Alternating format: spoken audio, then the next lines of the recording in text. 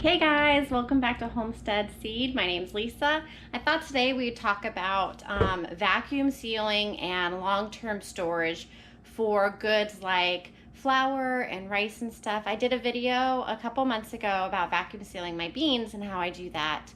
And I had a lot of questions and comments and a lot of really fantastic interaction about sealing flour.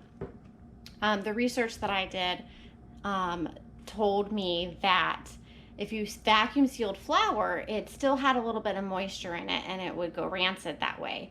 But you guys proved me wrong. So I wanted to show you guys how I do store my flour and other different options that y'all can do, okay? So what I do here is I have these 5-gallon buckets here, and I label the bucket and the lid. I have these twist tight lids. They're called Leak Tight. I just got them from my Lowe's, and they twist really nicely on and off so you can open and access them. So what I do when I get my flour is I store it in my freezer for about a week, and that will kill any bugs or anything that's in there that could possibly hatch.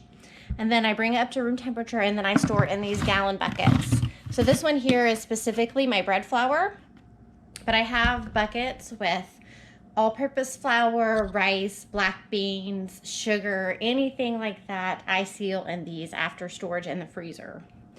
So a lot of people say that they prefer to vacuum seal their flour, which I think is fantastic, but I store a bunch, and it would take a lot of these bags to store the amount of flour that I have. So maybe if you're just storing like 1 or 2 bags, this would be totally worth it. These are the bags that I use for all my cheeses and beans and whatnot, and small batches. And then this is my food saver that I have. But I think that when you're doing flour, you don't want to have the flour sucked up into your machine. So a lot of people, and I did this with some oats and stuff, you just put it in these little paper bags. You can get them at Walmart pretty cheaply. And then put it into your vacuum sealing bags, and then you can vacuum seal it. So there's so many different options and different ways that you can store food. I think the most important part is to store what you eat and eat what you store. So I try really hard only to buy the things that we eat and stock up on that kind of stuff.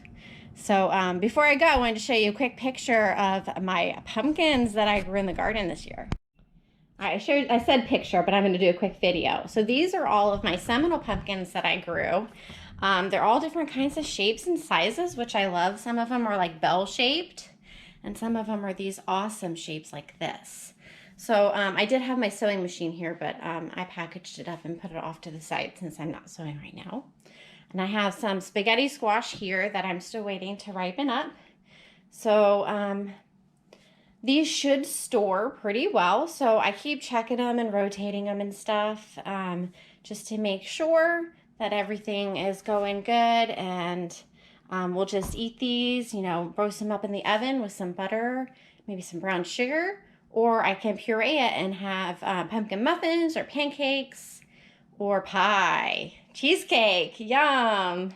All right, I just wanted to brag a little bit about all these awesome pumpkins. These are Seminole pumpkins, which grow fantastic in Central Florida. Thanks for watching, guys. Let me know how you vacuum seal your flour, or if you prefer the buckets so you can store more together.